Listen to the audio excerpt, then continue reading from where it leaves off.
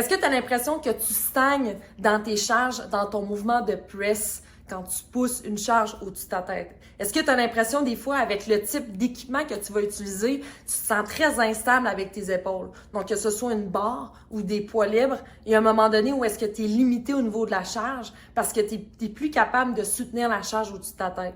Le press est un mouvement beaucoup plus technique que l'on pense. Ça demande beaucoup de mobilité et de force. Une activation efficace va vraiment optimiser tes performances dans ce mouvement.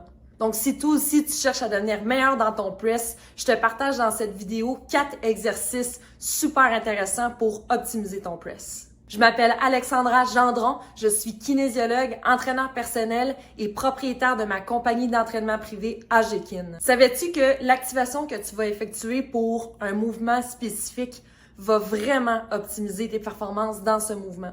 Savoir comment bien t'activer, donc effectuer des exercices qui vont permettre d'améliorer tes performances dans ton lift, c'est un essentiel. Puis ça tombe bien parce que mon équipe et moi, on est là pour pouvoir élever ton plein potentiel et surtout pouvoir te permettre de rester actif le plus longtemps possible. Le premier mouvement, c'est le Chaos Z-Press. Donc, chaos provient du terme chaos. Donc, on crée un chaos au niveau de l'instabilité avec des élastiques et des charges qui pendent au bout des élastiques, ce qui crée énormément d'instabilité dans le mouvement avec la barre.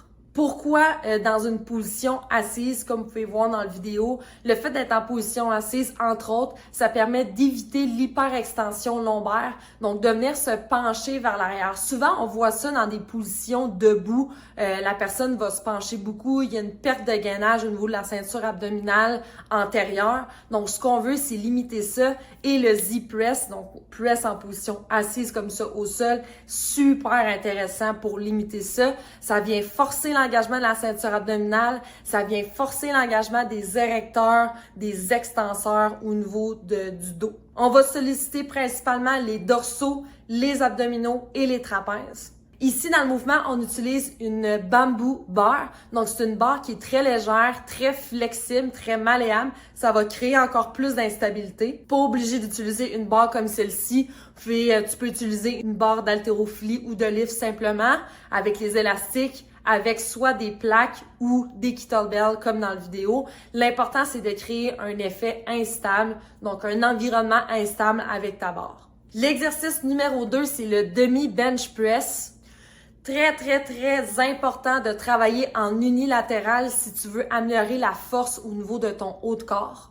Dans ce mouvement-là, principalement, ce qui va être très, très engagé, on a les dorsaux, le pectoral, la chaîne au niveau de l'épaule en majorité, les abdominaux, la chaîne postérieure, le fessier principalement du fait que le pied qui est dans le vide pousse dans le sol pour maintenir l'extension de la hanche. C'est vraiment un mouvement super complet et définitivement dans nos mouvements, dans nos exercices préférés.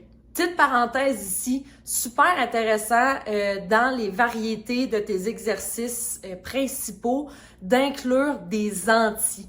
Donc, anti-rotation, anti-flexion, anti-extension, dépendamment le profil du client avec qui on travaille ou dépendamment de ton profil à toi si tu es une personne qui s'entraîne régulièrement. Donc, ce qu'on veut, c'est tenter d'éviter de renforcer une certaine compensation ou une habitude posturale qui a tendance à être générée dans un mouvement spécifique. Donc, on va plutôt travailler en anti quelque chose. Dans ce cas-ci, on est en anti-rotation. L'exercice numéro 3, c'est le pull-over dans une prise de supination qu'on appelle. Juste un petit rappel, pronation, pensez à venir prendre quelque chose. Prise neutre et prise supination. Donc aussi, ici, on est en prise supination. Ça vient vraiment augmenter le recrutement au niveau des grands dorsales. Puis c'est vraiment ce muscle-là qu'on va venir solliciter principalement dans cet exercice-là. Donc, pourquoi le pullover? On est dans une position couchée un petit peu plus accessible pour limiter les compensations au niveau, exemple, de l'extension lombaire. Comme je vous parlais au tout début, dans un mouvement plus debout, on est capable d'avoir un petit peu plus de contrôle, plus de stabilité dans notre mouvement. Cet exercice-là pourrait se faire aussi les pieds surélevés sur le banc pour éviter d'accentuer l'extension lombaire. Donc, selon votre tolérance, selon votre capacité à éviter d'avoir une hyper-extension lombaire dans le mouvement, vous avez l'option de faire les deux. Ici, dans ce mouvement-là, dans la vidéo, les pieds sont au sol.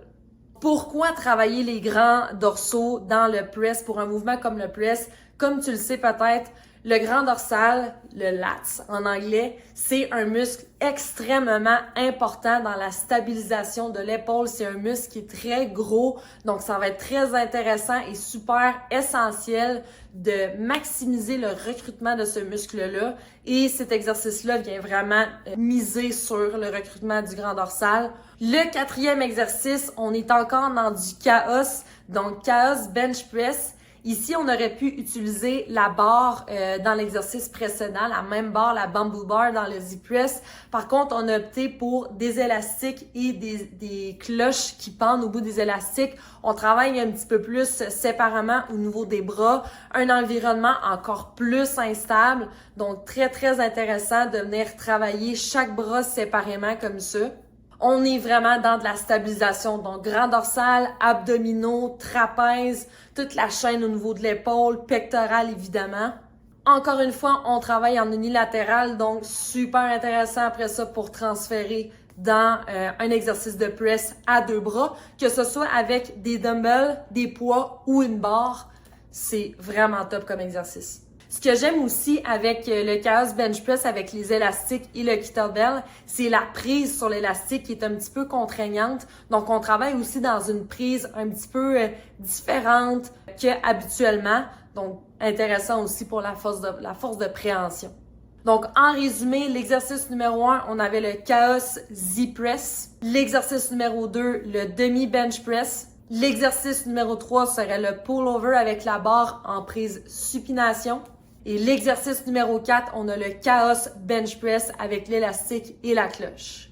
Pour ces exercices-là, je te suggère d'effectuer 8 à 12 répétitions par série, 2 à 3 séries.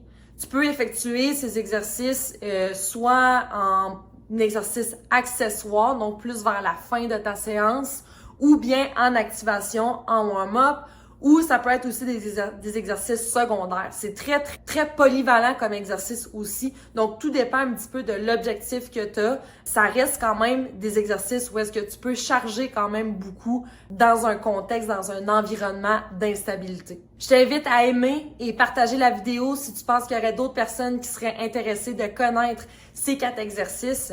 Je te dirige dans le descriptif de la vidéo. Tu as un lien pour notre guide gratuit, les 10 trucs ultimes pour rester actif longtemps. Donc, c'est 10 trucs super simples, efficaces que tu peux appliquer dès maintenant qui va vraiment faire une différence. Je te remercie beaucoup. Bye bye!